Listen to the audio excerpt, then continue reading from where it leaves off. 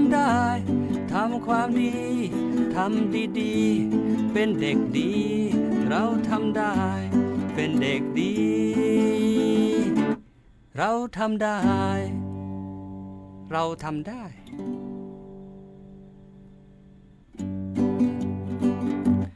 ทำความดีทำดีๆเป็นเด็กดีเราทำได้ทำความดีทำดีๆเป็นเด็กดีเราทำได้ช่วยแม่ถูบ้านช่วยแม่ล้างจานช่วยทำอาหารหั่นหัวแครอทช่วยตอกไข่เจียวช่วยคั้นน้ำส้มช่วยปิดพัดลมปิดไฟปิดน้ำช่วยแม่เลี้ยงน้องซักรองเท้าเองเสร็จแล้วร้องเพลงเด็กทำความดีทำความดีทำดีๆสิเป็นเด็กดีเราทำได้ทำความดีทำดีๆเป็นเด็กดีเราทำได้ช่วยแม่ล้างผักแกะเปลือกไข่ต้มแบ่งปันขนม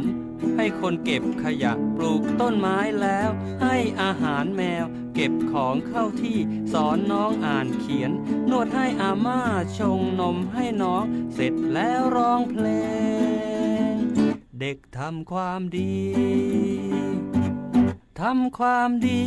ทำดีๆเป็นเด็กดีเราทำได้ทำความดีทำดีๆเป็นเด็กดีเราทำได้เราทำได้เป็นเด็กดีพี่แอลป้าแอลเชื่อว่าน้องๆทุกคนทำได้ค่ะต้อนรับน้องๆเข้าสู่รายการบ้านนี้มีสุขสวท.ลำปาง FM 97 เมกะเฮิรตซ์ค่ะที่เราเจอกันในห้วงเวลานี้นะคะ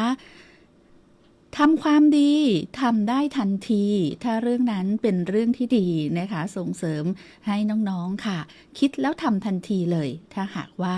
ในช่วงวันหยุดยาวนี้ได้ไปทำกิจกรรมที่ไหนร่วมกับไม่ว่าจะเป็นสถาบันการศึกษาของน้องๆที่โรงเรียนหรือคุณพ่อคุณแม่พาไปนะคะก็ทำได้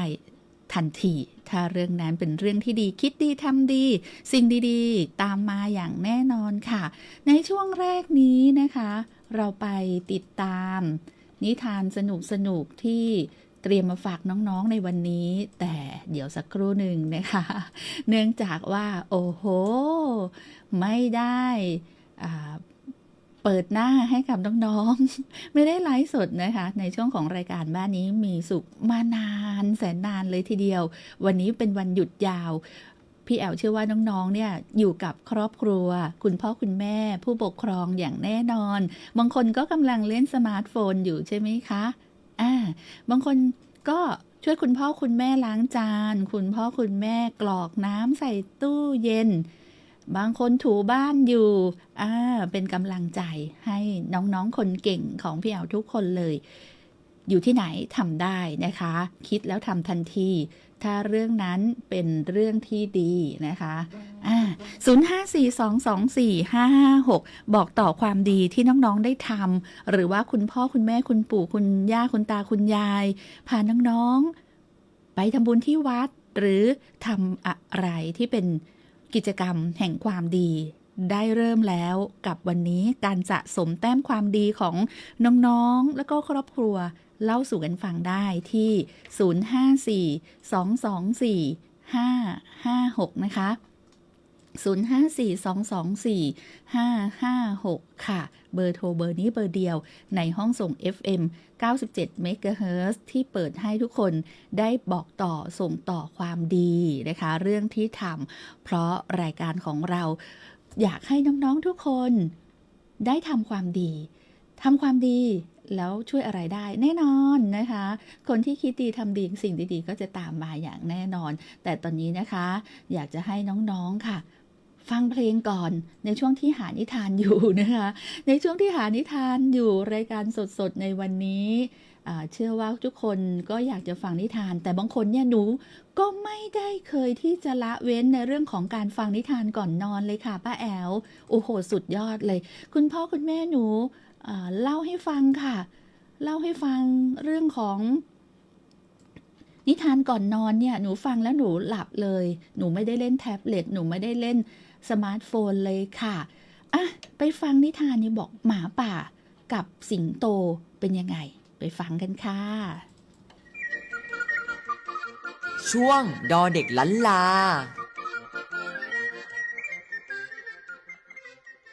สวัสดีครับน้องๆพบกับพี่กล้าในช่วงดอเด็กลันลาดอเด็กลันลาในวันนี้พี่กล้าจะมาเล่านิทานเรื่องหมาป่ากับสิงโตเรื่องราวจะเป็นอย่างไรนั้นไปฟังกันได้เลยครับหมาป่าตัวหนึ่งขโมยลูกแกะมาได้1 ตัวและแบกไปยังถ้ำเพื่อจัดการเป็นอาหารแต่แผนการของมันต้องเปลี่ยนไปอย่างสิ้นเชิงเมื่อมันเผชิญหน้ากับสิงโตซึ่งชิงลูกแกะไปโดยไม่เอ่ยขอโทษสักคำหมาป่าถอยห่างไปอยู่ในระยะที่ปลอดภัยและกล่าวด้วยน้ำเสียงเจ็บปวดว่าท่านไม่มีสิทธิ์มาแย่งชิงของข้านะสิงโตหันกลับมาแต่เจ้าหมาป่าอยู่ไกลเกินกว่าสิงโตจะสอนบทเรียนให้โดยไม่ต้องเปลืองแรงมันจึงกล่าวว่าของเจ้างั้นหรือเจ้าซื้อมาหรือคนเลี้ยงแกะให้เจ้ามาเป็นของขวัญล่ะเจ้าได้มันมาอย่างไรไหนช่วยบอกข้าทีสิก็จบไปแล้วนะครับน้องๆกับเรื่องหมาป่ากับสิงโตซึ่งนิทานเรื่องนี้สอนให้รู้ว่าโกงเขามาอย่างไรก็โดนโกงกลับไปอย่างนั้นแน่น้องๆครับหมาป่านี่โชคร้ายจริงๆเลยนะครับที่มาเจอสิงโตเข้าในวันนี้พี่กล้ากับนิทานเรื่องหมาป่ากับสิงโตขอลาน้องๆไปก่อนสวัสดีครับ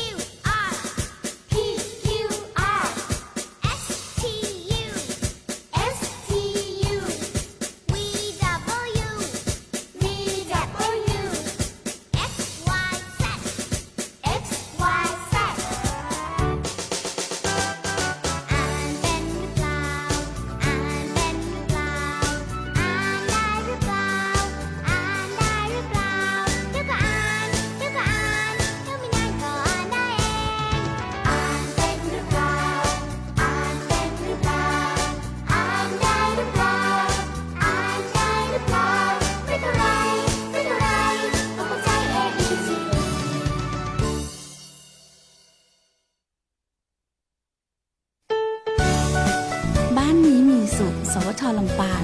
FM 97 MHz หากพวกเรากำลังสบายจงตบมือพลันหากพวกเรากำลังสบายจงตบมือพลัน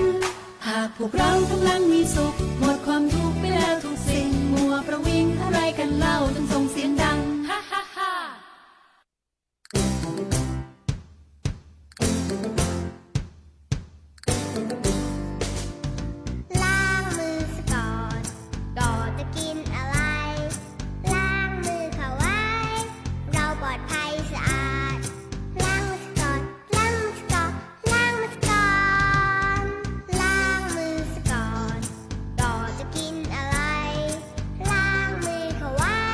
เ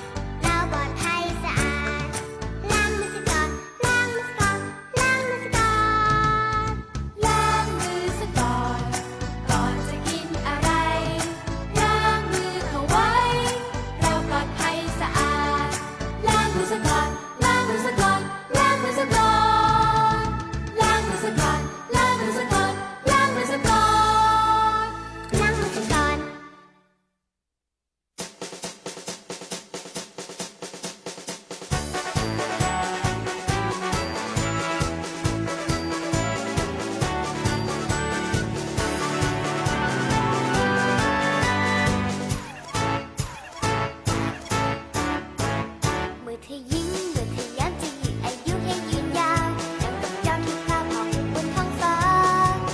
ยิ่งเธอยิ้มให้อยากเยิ้มได้จะเยอะและยืนยงเพื่อนก็คงสนใจฝากอยากพบหาเมื่อเธอยิ้มจะหายเหงาหายเศร้าหายเมื่อยล้ายิ้มยิ้มยิ้มหน่อยนั่นยี่ย้อยใหญ่ยุยแต่ยังยิ้มโดยยืนยี80 ปีก็ยังสุดเป็นนักหนา อยากจะยิ้มอยากจะแย้มอยากให้รักกันโยเย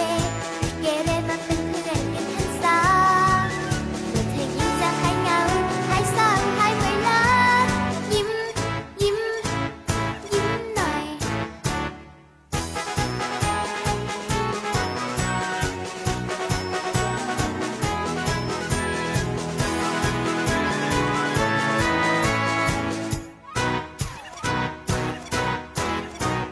เมื่อเธอยิ้มเมื่อเธอย้ำจะยืดอายุให้ยืนยาวดังกับดาวที่พราวพราวบนท้องฟ้ายิ่งเธอยิ้มให้อยากเยิ้มได้จะเยอะและยืนยงเพื่อนก็คงสนใจฝากอยากคบหาเมื่อเธอยิ้มจะหายเหงาหายเศร้าหายเมื่อยล้ายิ้มยิ้มยิ้มหน่อยนั่นยี่ย้อยได้ยังยุยก็ยังยิ้มดูยุ่นยี80 ปีก็ยังสุดเป็นนักหนา แต่ก็ยิ้มอยากจะแย้มอยากให้รักกันโยเยหยุดเกเรมาเป็นเพื่อนกันทันสาเมื่อเธอยิ้มจะหายเหงาหายเศร้าหายเมื่อยล้ายิ้มยิ้มยิ้มหน่อย ยิ้มหน่อยค่ะ ยิ้มแล้วโอ้โหโลกนี้สดใสเลย ใครที่หน้าบูดและนั่งทำกันบ้านอยู่ เพราะโดนบังคับมีหรือไม่บอกเลยค่ะ บอกป้าแอวมาเลย ตอนนี้ต้องเรียกป้าเลยนะ หรือว่าจะเรียกพี่แอวก็ได้นะคะ บอกพี่แอวมาเลยค่ะ มีใครที่ถูกบังคับมีไหม หนูไม่อยากไปโรงเรียนเลย คุณพ่อคุณแม่บังคับมีไหม มีแต่อยากจะไปโรงเรียนใช่ไหม เชื่อว่าน้องๆ เนี่ยอยากไปโรงเรียนเพราะมีเพื่อนๆ รออยู่ที่โรงเรียนใช่ไหมคะ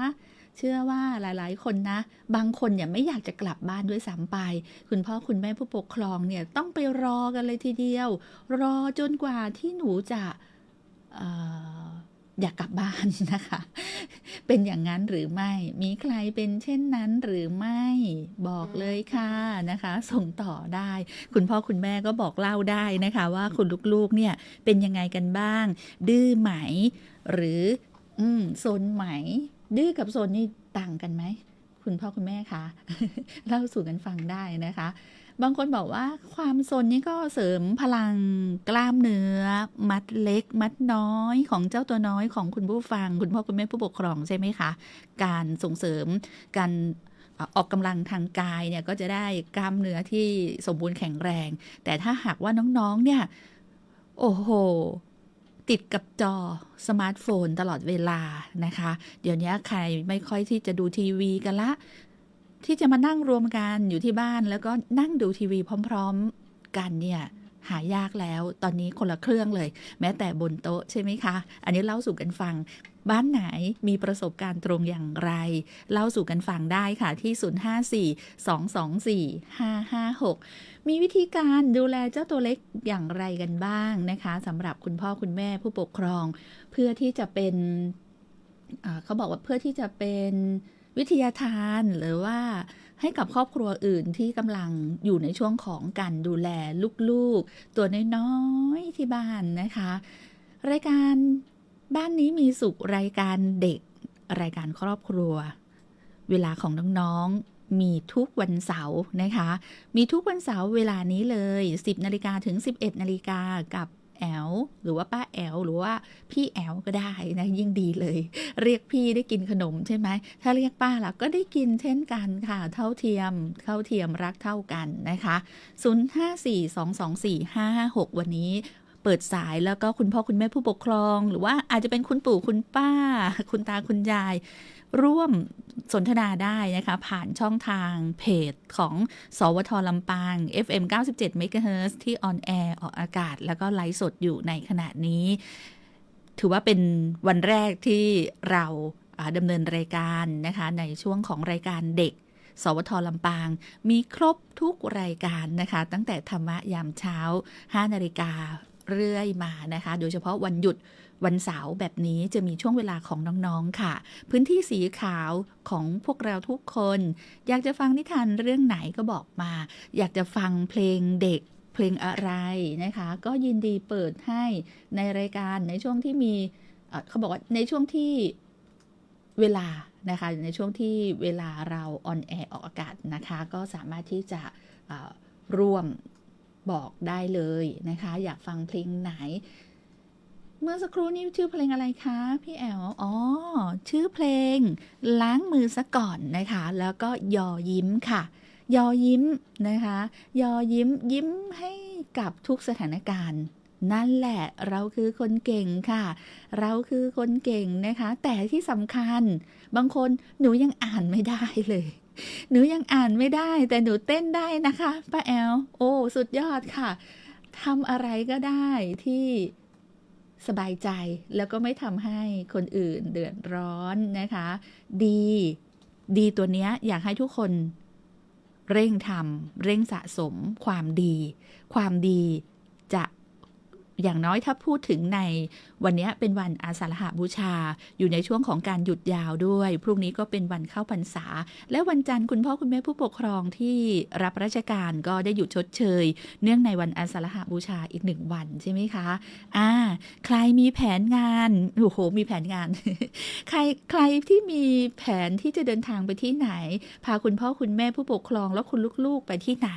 แล้วอย่าลืมนะคะเพิ่มพื้นที่สีเขียวนะชวนกันปลูกต้นไม้คนละต้นครอบครัวคุณพ่อคุณแม่คุณลูกอย่างน้อย 3-4 ละก็คนละต้น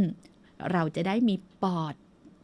สะอาดกันนะคะเพิ่มพื้นที่สีเขียวหายใจก็สะอาดโล่งจมูกนะคะถ้าหากว่าทุกคนช่วยได้ไม่ใช่ปลูกทิ้งอย่างเดียวนะปลูกแล้วก็ต้องบำรุงรักษาต้นไม้ของเราด้วยนะคะทำดีทำทันทีค่ะ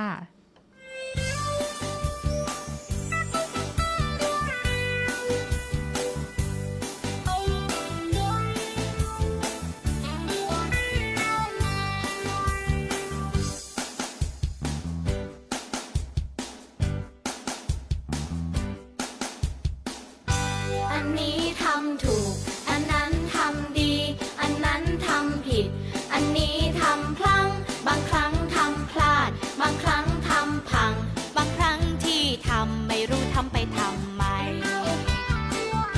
อันนี้ทำถูกอันนั้นทำดีอันนั้นทำผิดอันนี้ทำพลั้งบางครั้งทำพลาดบางครั้งทำพังบางครั้งที่ทำไม่รู้ทำไปทำไม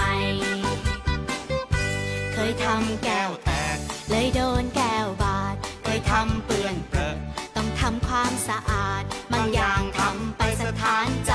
ประหลาดบางอย่างจดจำไม่ทำเป็นอันขาดอันนี้ทำบ่อยอันนั้นนานๆทีทำอย่างนั้นไม่ดีทำอย่างนี้จะดีไหมแบบนี้ไม่ดีพอแบบไหนจะพอใจดีแล้วที่ทำไปดีแค่ไหนที่ได้ทำอันนี้ทำบ่อยอันนั้นนานๆทีทำอย่างนั้นไม่ดีทำอย่างนี้จะดีไหมแบบนี้ไม่ดีพอแบบไหนจะพอใจดีแล้วที่ทำไปดีแค่ไหนที่ได้ทำ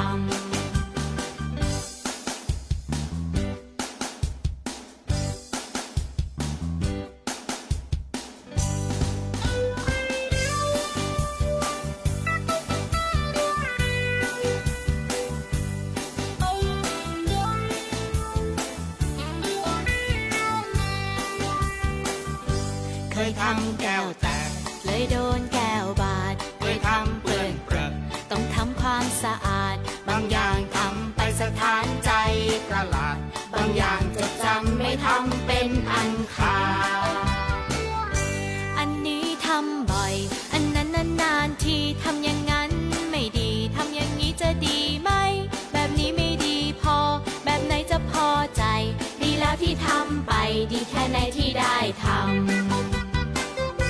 อันนี้ทำบ่อยอันนั้นนานๆทีทำอย่างนั้นไม่ดีทำอย่างนี้จะดีไหมแบบนี้ไม่ดีพอแบบไหนจะพอใจดีแล้วที่ทำไปดีแค่ไหนที่ได้ทำดีแล้ว ดีแค่ไหนที่ได้ทำดีแค่ไหนที่ได้ทำ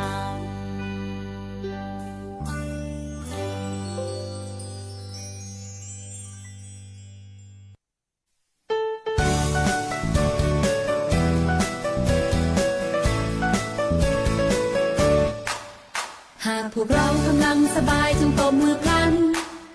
หากพวกเรากำลังสบายจงตบมือพลันหากพวกเรากำลังมีสุขหมดความทุกข์ไปแล้วทุกสิ่งมัวประวิงอะไรกันเล่าจงตบมือพลันหากพวกเรากำลังสบายกระทืบเท้าพลันหากพวกเรากำลังสบายกระทืบเท้าพลันหากพวกเรากำลังมีสุขหมดความทุกข์ไปแล้วทุกสิ่งมัวประวิงอะไรกันเล่ากระทืบเท้าพลันหากพวกเรากำลังสบายขงกหัวพลันหากพวกเรากำลังสบายขงกหัวพลันหากพวกเรากำลังมีสุขหมดความทุกข์ไปแล้วทุกสิ่งมัวประวิงอะไรกันเล่าขงกหัวพลันหากพวกเรากำลังสบายจงส่งเสียงดังฮ่าฮ่าฮ่าหากพวกเรากำลังสบายจงส่งเสียงดังฮ่าฮ่าฮ่าหากพวกเรากำลังมีสุขหมดความทุกข์ไปแล้วทุกสิ่งมัวประวิงอะไรกันเล่าจงส่งเสียงดังฮ่าฮ่าฮ่า ส่งเสียงกันยังไงบ้างนะน้องๆนะคะ อยากรู้เสียงจังแต่ไม่เข้าใจว่าระบบคอมพิวเตอร์ตอนนี้มีปัญหานิดนึงนะคะ รายการบ้านนี้มีสุขก็หายไปด้วยนะคะ ก็เลยต้องคุยกับน้องๆไปที่จริงแล้วมีแฟ้มเพลงเยอะมากเลยทีเดียวเป็นอะไรกันหนอสำหรับคอมหนึ่งนะคะไม่เป็นไรค่ะพี่แอลคุยได้ป้าแอลคุยได้อยู่แล้วค่ะสำหรับคุณผู้ฟังคุณพ่อคุณแม่ผู้ปกครองอยากให้ร่วมแชร์นะคะว่าในการดูแลเจ้าตัวเล็กนะคะของคุณผู้ฟังเนี่ยเป็นยังไงกันบ้างเด็กดื้อเด็กซนเขาบอกว่าเป็นเด็กที่ฉลาดนะคะฉลาดเนี่ยจริงหรือไม่เดี๋ยวเราต้องติดตามความเจริญเติบโตความงอกงามของเจ้าตัวเล็กที่เราดูแลอยู่นะอันนั้นคือผลผลิตของเราแล้วล่ะคุณพ่อคุณแม่ทุกคนนะคะแต่การที่จะคาดหวังให้เจ้าตัวน้อยเนี่ยเป็นไปตามที่เรานึกคิดไว้อันนี้ห่วงใยเหลือเกินนะคะเพราะว่าความชอบความถนัดของลูกน้อยเนี่ยอาจจะไม่ตรงใจคุณพ่อคุณแม่บ้างล่ะถ้าเกิดว่าคุณพ่อคุณแม่โชคดีนะคะลูกๆตามใจหนูอยากให้คุณพ่อคุณแม่อยากให้ลูกๆเรียนเป็นคุณหมอแต่ลูกๆชอบแนววิศวะอย่างเงี้ยแล้วก็ไปไม่ได้ละเอาว่าจะเอาตามใจคุณพ่อคุณแม่หรือจะให้ลูกๆเป็นคนตัดสินใจในเรื่องของอนาคตแล้วเราก็แค่กำกับให้กำลังใจอันไหนจะดีต่อใจของลูกๆแล้วก็คุณพ่อคุณแม่ดีเนาะช่วยกันคิดนะคะเพราะว่าปัญหาสังคมที่เจอในปัจจุบันคือน้องๆเนี่ยจะมีปัญหาในเรื่องของสิ่งที่ต้องการหมายถึงว่าความต้องการของตนเองกับความต้องการของคุณพ่อคุณแม่ผู้ปกครองที่อยากจะให้หนูเป็นเนี่ยเป็นคนละเรื่องเลยก็เลยเป็นที่มาที่ไปค่ะของปัญหาของเด็กเยาวชนที่เกิดขึ้นที่อยู่เขาเรียกว่านอกระบบนะคะบางคนไม่กลับมาเรียนในระบบเนื่องจากปัญหาทางครอบครัวเพราะฉะนั้นสถาบันแรกของน้องๆทุกคนคือสถาบันครอบครัวนี่สำคัญที่สุดนะคะคุณพ่อคุณแม่อย่าทิ้งเด็กโดยลำพังน้องๆบางคนกลัวที่จะโดนบูลลี่ที่โรงเรียนเนื่องจากสภาพครอบครัวอาจจะอยู่ในกลุ่มของผู้มีรายได้น้อยพ่อแม่ต้องหาเช้ากินค่ำไม่มีเงินส่งลูกเรียนอย่างเงี้ยก็ทำให้น้องๆมีปมในใจหรือว่าปัญหาอื่นๆที่อยู่ข้างในที่คุณพ่อคุณแม่แงะไม่ออกนะคะแต่สิ่งหนึ่งสิ่งใดค่ะมีหน่วยงานที่จะต้องให้ความสนใจนะคะเขาจะมีกระทรวงมีหลายๆหน่วยงานในพื้นที่ของเราอย่างบ้านพักเด็กและครอบครัวพม.เองนะคะหน่วยงานเหล่านี้แหละค่ะคุณพ่อคุณแม่ที่มีปัญหาในเรื่องของน้องๆที่ไม่ยอมไปเรียนนะคะไม่ได้เป็นเฉพาะเด็กโตนะคะเด็กเล็กก็เช่นกันแล้วพอเกิดความเครียดสะสมขึ้นมาน้องๆหาทางออกด้วย การจบชีวิตอันนี้น่าเศร้าเลยนะคะน่าเศร้าเลยอันนี้เป็นน่าเศร้าใจกับคุณพ่อคุณแม่ผู้ปกครองครอบครัวญาติพี่น้องด้วยปัญหาในสังคมที่เกิดขึ้นที่เราเห็นอยู่ตามภาพข่าวทางสื่อโซเชียลต่างๆก็จะเห็นได้ในแทบทุกวันในกรณีของเรื่องของเด็กนะคะเอาเป็นว่าเรามาร่วมด้วยช่วยกันป้องกันอนาคตของชาติค่ะขอให้เขาเติบโตอย่างมีคุณภาพและไม่เป็นขยะของสังคมเชื่อว่านี่คือความพอใจของคุณพ่อคุณแม่ละเพราะฉะนั้นเด็กที่อยู่ในนอกระบบอยู่นะคะคุณพ่อคุณแม่คะต้องนำน้องนะกลับมาเรียนให้ได้ค่ะที่พูดถึงเรื่องนี้เนื่องจากว่าเจอกรณีศึกษาหนึ่งกรณีค่ะที่พ่อแม่ไม่พร้อมที่จะดูแลลูกนะคะลูกเรียนเก่งแต่ลูกไม่กล้าที่จะไปโรงเรียนเนื่องจากว่ามีคุณแม่ซึ่งมีความพิการทางด้านร่างกายน้องๆก็กลัวโดนบูลลี่นะคะบูลลี่ก็เลยเป็นเหตุที่ไม่ได้ไปโรงเรียนปิดตนเองตอนนี้ก็อยู่ในช่วงของการช่วยเหลือนะคะช่วยเหลือเยียวยาแล้วก็นำพาน้องๆเนี่ยกลับไปในระบบให้ได้นะคะเนื่องจากว่าตนเองมีได้ฟังมานะคะได้ฟังผู้ที่เป็นนักจิตวิทยาแล้วก็ลงในพื้นที่ชุมชนก็เลยนำส่งต่อว่าคุณพ่อคุณแม่คะแล้วก็คนในชุมชนด้วยต้องช่วยกันนะคะต้องช่วยกันนำพาน้องเนี่ยกลับมาในระบบให้ได้เด็กที่มีปัญหาไม่ไปโรงเรียนเนี่ยอาจจะมีหลายสาเหตุบางคน 4.00 เรียนดีมีผลการเรียนที่ดีมากแต่สิ่งที่อยู่ในใจที่พ่อแม่แกะไม่ออกหรือว่าแงะไม่ออกเนี่ยบางทีเขาไม่กล้าที่จะพูดกับคุณพ่อคุณแม่ค่ะน้องๆจะไว้ใจใครคนหนึ่งที่ไม่ใช่คุณพ่อคุณแม่ไว้ใจคนนอกบ้านอาจจะไว้ใจป้าแอลไว้ใจพี่แอลเล่าให้พี่แอลฟังคนเดียวใครที่รับเรื่องแบบนี้ส่งต่อให้หน่วยงานที่รับผิดชอบนะคะเพื่ออนาคตของน้องๆเล่าสู่กันฟังตรงนี้ค่ะบ้านนี้มีสุขอยากให้น้องๆคุณพ่อคุณแม่ผู้ปกครองมีความสุขค่ะทักทายค่ะสวัสดีค่ะสมาชิกแฟนเพจสวท.ลำปางรายการเด็กบ้านนี้มีสุขนะคะส่งความห่วงใยทุกครอบครัวของน้องๆที่กำลังติดตามรับฟังรายการในวันนี้พิเศษนะคะพิเศษทั้งออนแอร์แล้วก็ออนไลน์ในอนาคตหวังว่าน้องๆนะคะจะมาร่วมจัดรายการมาร้องเพลงให้เพื่อนๆฟังหรือว่าบอกเรื่องของตนเองที่ได้ทำความดี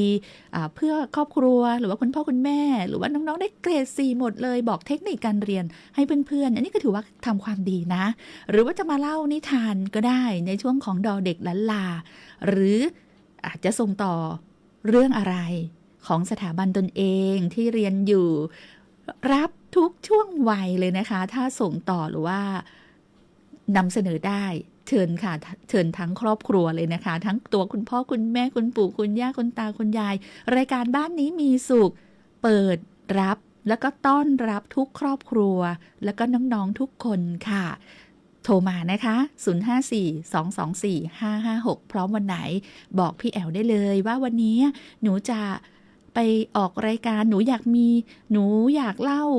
ความดีที่หนูได้ทำก็บอกมาได้เลยนะคะนัดเลยนะคะวันไหนที่ป้าแอลมาสดปุ๊บพี่แอลมาสดปุ๊บเราเจอกันหน้าจอเลยนะคะอยู่ที่ไหนอยู่ที่บ้านก็ได้ถ้าน้องๆไม่สะดวกนะเดี๋ยวนี้เทคโนโลยีก้าวไกลนะคะ Thailand 4.0 น้องอยู่ที่บ้านก็สามารถร่วมรายการบ้านนี้มีสุขได้ค่ะอยู่ที่ไหนเราก็ดำเนินรายการร่วมกันได้อันนี้รอน้องๆแล้วก็ทุกครอบครัวด้วยนะคะคุณสุภาพรแสงแก้วฟังอยู่ค่ะคุณมาลีไหวบุตรพี่สมพอฟังและชมอยู่ค่ะขอบคุณค่ะพี่เจ๊กธนชารับชมอยู่ค่ะคุณแม่เนี่ยลูกสาวสวยนะคะดีใจด้วยคุณแม่โอ้โหชื่นชมเลยนะคะใครที่เป็นแม่เลี้ยงเดี่ยวโดยเฉพาะพี่เจ๊กธนชาเลี้ยงลูกจนประสบความสำเร็จแล้วก็รู้สึกภูมิใจแทนนะคะคุณแม่ที่มีความแกร่ง ในการที่จะดูแลลูกๆของตนเองให้ประสบความสำเร็จในชีวิตถึงฝั่งนะคะ อันนี้คุณพ่อคุณแม่เนี่ยสมใจพอใจละไม่นอกเหนือจากนี้ไม่หวังสิ่งใด หวังแค่ลูกอยู่ในสังคมอย่างมีความสุขใช่ไหมคะพี่เจ๊กนะคะเล่าสู่กันฟังได้นะคะ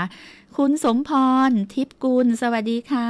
ฟังอยู่นะคะ เดี๋ยวจะออกไปฟังทางวิทยุแสดงว่าติดภารกิจหรือว่าทำงานบ้านไปด้วยขอบพระคุณมากค่ะน้องๆล่ะคะน้องๆวันนี้มีน้องๆไหมวันนี้ขอมีแต่ผู้ปกครองได้ไหมได้ค่ะ เพราะว่าเป็นรายการที่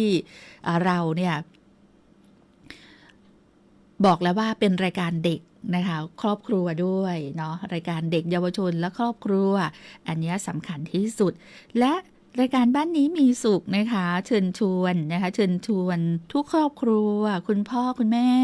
ผู้ปกครองคุณผู้ฟังอย่าลืมทำความดีนอกเหนือจากการไปวัดปฏิบัติธรรมหรือฟังธรรมที่วัดในวันอาสาฬหบูชา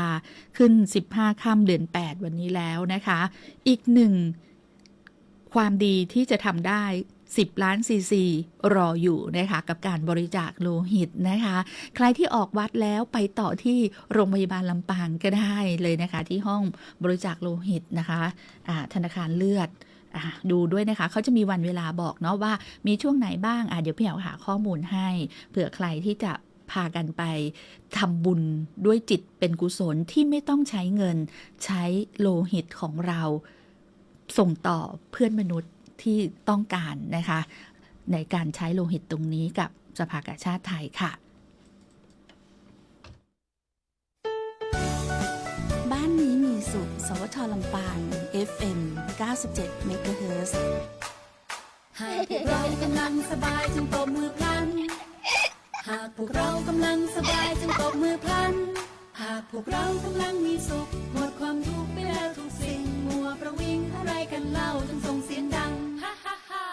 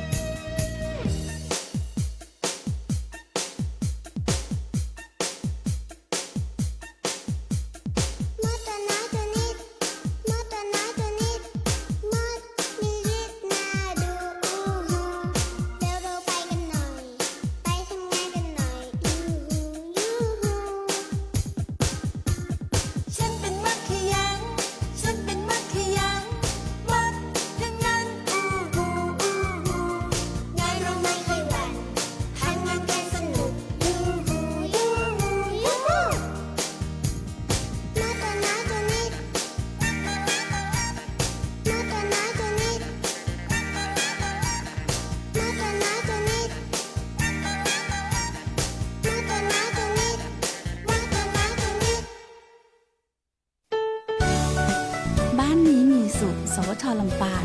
FM 97 MHz หากพวกเรากำลังสบายจงตบมือพลัน หากพวกเรากำลังสบายจงตบมือพลัน หากพวกเรากำลังมีสุขหมดความทุกข์ไปแล้วทุกสิ่งมัวประวิงอะไรกันเล่าจงส่งเสียงดังฮ่าฮ่าฮ่า ส่งเสียงดังกันยังไงเนี่ย หากว่าน้องๆกำลังสบายได้พักผ่อนในช่วงหยุดยาว3 วันนี้นะคะทำยังไง บางคนบอกหนูตะโกนเลย หนูจะร้องเพลงค่ะ หนูจะปรบมือค่ะ หนูจะกระโดดโลดเต้นหนูจะว่าไป อันนี้คือในแต่ละคนที่ส่งพลังออกมานะคะ ในการบอกเล่าถึงความสุขที่ตัวเองมีรายการบ้านนี้มีสุขค่ะโอ้ยเดินทางมาถึงช่วงท้ายรายการในวันนี้แล้วนะคะ เราจะกลับมาเจอกันใหม่ในครั้งต่อไปนะคะ ในวันที่ไม่ว่าจะเป็นวันหยุดหรือไม่เป็นวันหยุดวันที่พี่แอลป้าแอลนะคะ อยู่ปฏิบัติภารกิจในวันเสาร์ก็คือตรงกับช่วงของรายการบ้านนี้มีสุขเราก็จะทำการไลฟ์สดแบบนี้ขอบคุณคุณผู้ฟังน่าจะเป็นคุณพ่อคุณแม่ผู้ปกครองนะคะหรือว่าจะเป็นใครนะของน้องๆนี่แหละนะคะจากจังหวัดขอนแก่นรับสายเมื่อสักครู่นะคะจากเบอร์โทรศัพท์พื้นฐาน 054-224-556 ไกลจากขอนแก่นเลยค่ะคุณพงศธรขอบคุณมากนะคะขอบคุณที่แจ้งผลการรับฟังแล้วก็ขอบคุณที่ติดตามในช่วงของการไลฟ์สดผ่านเพจของสปท.ลำปางกรมประชาสัมพันธ์ด้วยนะคะถามอีกนะคะว่าจะไลฟ์สดในช่วงเวลาไหนอีกเดี๋ยวบ่าย2 โมงค่ะกลับมาเจอกันในช่วงภาษาถิ่นนะคะภาษาถิ่นล้านนาค่ะไม่ว่าจะเป็นเรื่องของอักขระล้านนาสุภาษิตล้านนานะคะที่เป็นวิถีชีวิตสืบสารภูมิปัญญาล้านนาในช่วงบ่าย2ก็จะทำการไลฟ์สดอีกครั้งหนึ่งขอบคุณนะคะคุณพงศธรจากขอนแก่นขอบคุณคุณพ่อคุณแม่ผู้ปกครองของน้องๆทุกคนตลอดน้องๆด้วยค่ะบอกขอบคุณคุณมาลีไหวบุตรคุณสุภาพรแสงแก้วด้วยนะคะคุณสมพรทิพย์กุลค่ะที่เข้ามาติดตามในรายการเด็กของเราบ้านนี้มีสุขค่ะ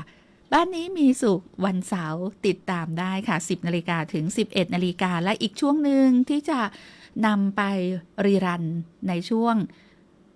18 นาฬิกาถึง 19 นาฬิกาค่ะวันนี้นะคะวันเสาร์2ช่วงด้วยกันแต่ถ้าสดๆก็คือ 10 นาฬิกาถึง 11 นาฬิกาค่ะติดตามรับฟังรายการเด็กสวท.ลำปางของเราได้ค่ะวันนี้ลาไปก่อนนะคะขอให้น้องๆทำความดีคิดแล้วทำทันทีสวัสดีค่ะ